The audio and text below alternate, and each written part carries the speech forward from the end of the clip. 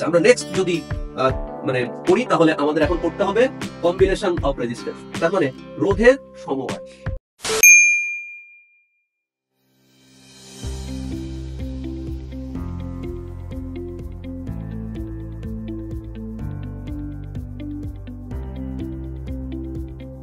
আমাদের এখন করতে হবে কম্বিনেশন অফ রেজিস্ট্যান্স, তার মানে রোধের সমবায়।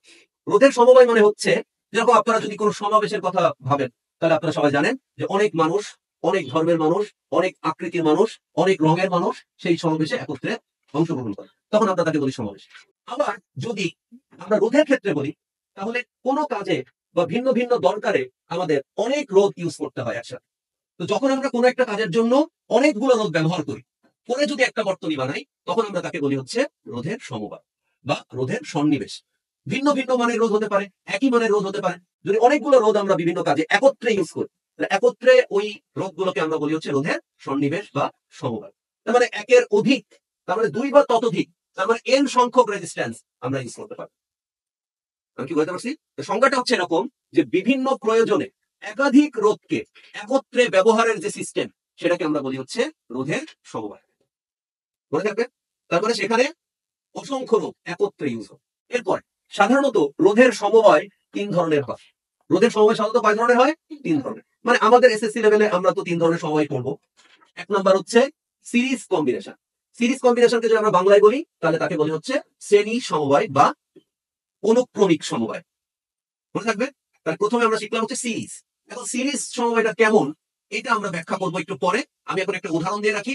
আমাদের স্কুলে যখন দেখবেন সমবায় হয়, মানে সমাবেশ হয়, তার মানে আমরা যখন পিটি করি স্কুলে, তখন দেখবেন যে কমান্ড করে আর কি, লিডার যে থাকে, দেখবেন এখন বলে যে সমাবেশ ডাইনে ঘোর, সবাই এটা ডাইনে ঘোর। এরপর দেখবেন বলে হাত তুলে জায়গা দেওয়ার কথা বলে।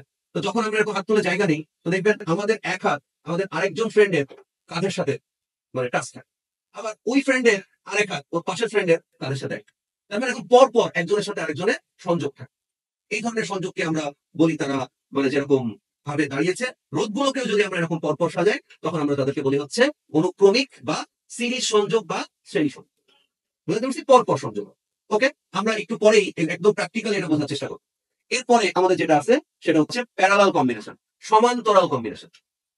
আবার যদি আমি সেই আপনাদের সকালের একদম স্কুলের পিটির কথা বলি, তাহলে সমান্তরালের সাথেও এর মিল আছে। যেরকম একদম প্রথমে যখন আমরা লাইনে দাঁড়াই, তখন দেখবেন আমরা দুই হাত আমাদের সামনের ফ্রেন্ডের কাঁধে দিয়ে দাঁড়াই, তার দুই হাত তার সামনের ফ্রেন্ডের কাঁধে থাকে। কথা বুঝছেন? এভাবে পরস্পর সবার সাথে টাচ থাকে। এভাবে যদি থাকে তখন আমরা তাকে বলি হচ্ছে সমান্তরাল সন্নিবেশ। বুঝতে পারছি? তো এটা আমরা প্র্যাকটিক্যাল একটু পরে কম্বিনেশনটা দেখব। তো এরপরে হচ্ছে মিক্সড কম্বিনেশন, মিশ্র সমবায়। তার মানে আমরা যে রোধগুলো ব্যবহার করব সেই রোধগুলো একত্রে থাকবে, বাট তার কিছু হয়তো সিরিজে থাকবে, তার কিছু হয়তো প্যারালালে থাকবে। এই দুটো মিক্স করে আমরা এটাকে বানাবো হচ্ছে মিক্সড সমবায় বা মিশ্র সমবায়।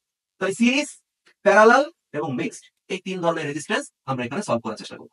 ওকে, তাহলে রোধের সমবায় মানে হচ্ছে একাধিক রোধ, অনেকগুলো রোধ একত্রে যদি কোনো একটা বর্তনী তৈরি করে, তখন আমরা তাদেরকে বলি হচ্ছে সমবায়। ঠিক আছে, আমি একটু বলে রাখি এখানে, রেজিস্ট্যান্স শুধু আমরা যে রোধগুলো স্বাভাবিকভাবে কিনতে পাওয়া যায় বাইরে, এক্সটার্নালি যে রোধগুলো ব্যবহার করতে হয়, ওই রোধ না। যদি আপনি বাল্ব ব্যবহার করেন, ওই বাল্বও আপনার রেজিস্ট্যান্স হিসাবে কাজ করবে। যদি আপনি ফ্যান ব্যবহার করেন, ওই ফ্যানও বর্তনীতে রেজিস্ট্যান্স হিসাবে কাজ করবে। বুঝছি? টিভি, ফ্রিজ যাই আমরা একটা বাসা বাড়িতে একটা বর্তনী তৈরি করতে যা লাগে, এগুলো কিন্তু একটা টোটাল রেজিস্ট্যান্সের বর্তনী হতে পারে। ঠিক আছে, শুধু আমরা রোধই ব্যবহার করবো ব্যাপারটা এরকম। আপনি লাইট ব্যবহার করবেন, সেটা ফ্যান ব্যবহার করবেন, টিভি, ফ্রিজ এগুলো ব্যবহার করবেন, এগুলো সব রেজিস্ট্যান্স হিসাবে একটা বর্তনী তৈরি করতে পারবে। ওকে, বর্তনী তিন ভাবে হবে, সিরিজ, প্যারালাল এবং মিক্সড। মনে থাকবে? আমরা নেক্সট যেটা পড়বো সেটা হচ্ছে তুল্য, ইকুইভ্যালেন্ট রেজিস্ট্যান্স। তার মানে আমরা যখন কোনো বর্তনী বানাই, আমি একটা উদাহরণ যদি দেই, যে আমি দুটো রোধ ব্যবহার করছি একটা বর্তনীতে। আপনারা এখানে দেখতে পাচ্ছেন আমরা যে দুটো রোধ ইউজ করছি, এই রোধের নাম R1 আর এই রোধের নাম হচ্ছে R2। তাহলে আমরা এখানে একটা কোষ অর্থাৎ তড়িৎ উৎস সংযোগ দিয়েছি, আমরা এখানে একটা চাবি সংযোগ দিয়েছি, অর্থাৎ একটা সুইচ আমরা এখানে অ্যাড করছি, তাই না? এখন যদি আমি এই সুইচটা অন করে দিই, অর্থাৎ সংযোগটা যদি আমি চালু করে দিই, তাহলে এই কোষের প্লাস প্রান্ত থেকে কারেন্ট প্রবাহ শুরু হবে, এই রোধের ভেতর দিয়ে কারেন্ট প্রবাহিত হবে, প্রবাহিত হয়ে কারেন্ট এই পাশে চলে এসে মাইনাস প্রান্তে চলে আসবে। বুঝছি? তাহলে এই বর্তনীতে আমি কয়টা রোধ ইউজ করেছি? দুটো রোধ ইউজ করছি। এখন আমি নতুন একটা বর্তনী বানাবো, যে বর্তনীতে আমি এই দুটো